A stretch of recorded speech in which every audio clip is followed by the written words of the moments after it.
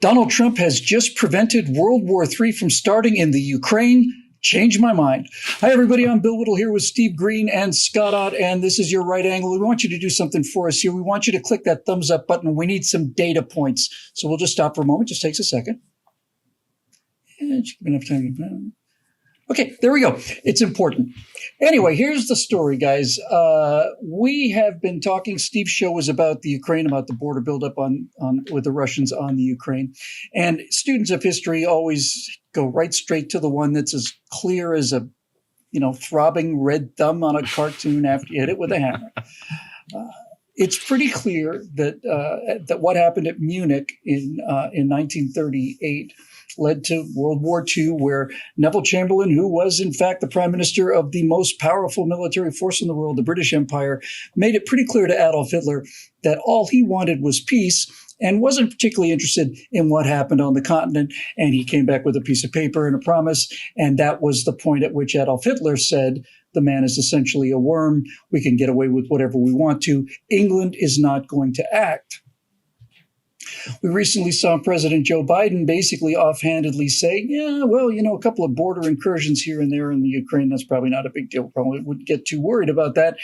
And my problem is that a border incursion is the beginning of the war. Once you've incurged the border, then it's just a question of how long are you going to stay on somebody else's backyard. So, Steve, Donald Trump basically put out a message. I guess he tweeted it. I'm not 100% sure about that. And basically said to Putin, listen, Joe Biden's not going to be president forever. He essentially said, it's kind of like Churchill just kind of flying in there and grabbing the paper, and saying, this is a 9-month expiration on this. There's a shelf life on this promise that we will not always be as easy to get along with. You think that was irresponsible, or do you think that was brilliant? Well, it might have been necessary. That's kind of a better word, actually. Yeah. I was reading David Goldman today, and actually, let me back up a moment. Out of all the stupid things that Bill Clinton and George W. Bush ever did, NATO expansion is at or near the top of the list. We won the Cold War. I hate it when people say the Cold War ended. It did not end. We knocked their you-know-whats in the dirt. We won. Last socio-political economic system standing. End of story. That said, keeping NATO afterwards was dumb. We should have just thrown ourselves the world's biggest victory party and dissolved NATO the next day. But with the understanding, we would have maintained a sort of what was the not so much a tripwire. What was the old Franco-British understanding before World War I, before they became actual allies? The Entente Cordiale. Yes. Yeah, a cordial understanding that we're all still very good friends and we will maintain our military contacts so that we don't get rusty in case all hell were to break out somewhere in Europe. That was the template I saw. It's not the one Bill Clinton or George W. Bush saw. And instead, they expanded NATO right up to the border of the old Soviet Union and inside the border of the old Soviet Union, if you include the Baltic states. And that really fed in to Russian paranoia.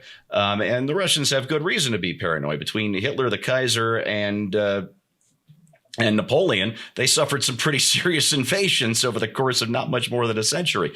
But here we are now. We've expanded NATO to include countries that really can't defend themselves and that we don't have much interest in defending ourselves. We have hinted broadly that if Ukraine makes political reforms, that they will be welcome into NATO as well. And that is just that is a direct threat to Russia. Again, I'm not defending Putin. As I said in my segment, he's a thug and a thief and a criminal and a bully. And a killer, too.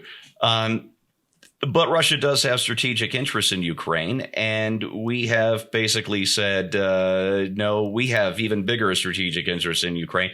And it's just been 30 years of compounded errors. Getting out of it, well, this is where I get nervous. As I concluded in my segment, I think Biden is going to come to the negotiating table and probably give away way more than he ever would. The only thing backstopping him might be Donald Trump and Twitter. Who knows? Scott, we were talking in the backstage show about this idea that that people who are natural bullies may actually be somewhat deterred by the idea that maybe the next guy is going to be a little bit tougher. We were talking about Ronald Reagan and the release of the hostages that have been held for 444 days within an hour of him being inaugurated, which seems like a bit much of a coincidence. They clearly felt that this was going to be different. And as we talked about on that backstage show for our members only, as Steve pointed out, Ronald Reagan campaigned on the fact that I'm not a Jimmy Carter, and if I win this election, it's going to be a little bit tougher. It certainly had an effect there that was advantageous to the United States. Do you think that this entire thing is just a political show for domestic consumption, or do you think there's an argument to be made for the fact that you need to remind bullies that while we may not look like we may be looking very weak now, that is not always necessarily going to be the case, and many people have made that mistake before? Well, I think there's a difference between Reagan's position when he was saying such things and Trump's position. I mean, Reagan at that point had not yet been president of the United States, did not have access to the kind of security briefings and years of security briefings and information, back channel and front channel information that President Trump enjoys. That said, that's not really the big issue here. I mean, if Joe Biden were smart, he would say what President Trump said. Exactly, precisely, yes. And I don't mean that he would say, don't mess with us. I think he would say, look, I'm not always going to be here.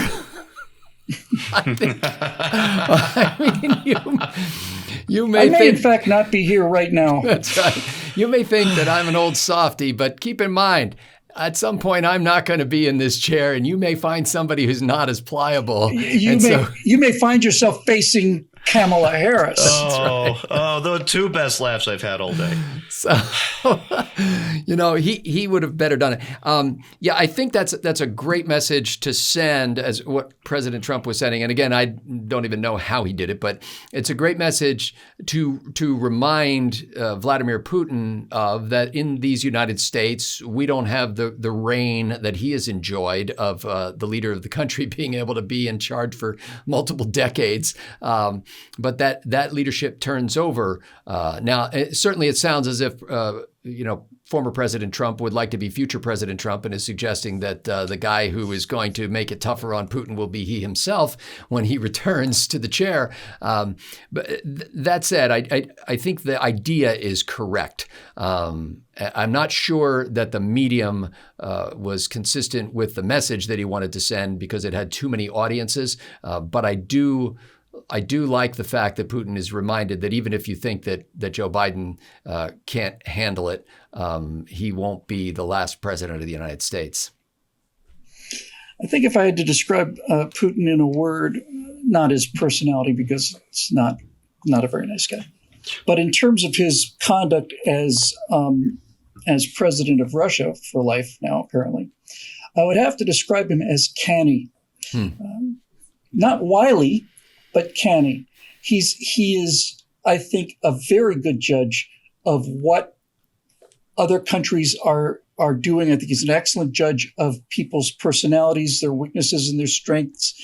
And what we saw back in 2008 was Vladimir Putin having a master's sense of timing. Because when he made his Russian incursion into Georgia, he did it during the final weeks of the American election, when it was pretty clear that Barack Obama was going to win, but he wasn't president yet. That last few months, and especially that election, because there were no vice presidents running, it was the first time in a long time when everybody's new to the stage. He knew that during those last 3-4 weeks of an American election, essentially, there is no president because we are looking at where we're going to go. And he moved on that very quickly. If I'm Vladimir Putin looking at the U.S. leadership, if I'm looking at a Defense Department that's primary concern is either global warming or diversity and inclusion, if I look at the fact that the withdrawal from Afghanistan was opposed by every one of President Biden's generals, apparently, and overridden by him anyway because of political considerations and all the rest of this stuff, and not to mention how badly executed it was. if I'm Vladimir Putin and I'm looking at this guy and then I'm looking at potentially Kamala Harris, I'm thinking, I have got a guaranteed 4 years where the U.S. leadership is at the very least not exactly composed of screaming hawks. And we don't know what will come after this. But if we're going to do something, now would be the time. When Joe Biden finishes a press conference, which happened earlier this year, by basically putting his head down like this, that is a terrifyingly big green light to people to say that now's our time to make our move, and we may not have time to do it later. I have to tell you, the reason I just wanted to cover this story mainly was because I thought that no matter how it was handled and what the eventual outcome might be, I thought Donald Trump's instinct to get in there and basically say, to look around and realize just how bad we look, and to say it ain't always that way, and it wasn't always that way, and it won't always be that way. You might want to keep that in mind before you start rolling some tanks over the border. I thought that instinct was Churchillian. That's because it's what Churchill would have done, I think. That'll do it for this edition of Right Angle, made possible by the members at BillWhittle.com. Hit that thumbs up button. We will give it to YouTube, and I'll show you why in a couple weeks. Thanks for joining us. We'll see you next week on Right Angle.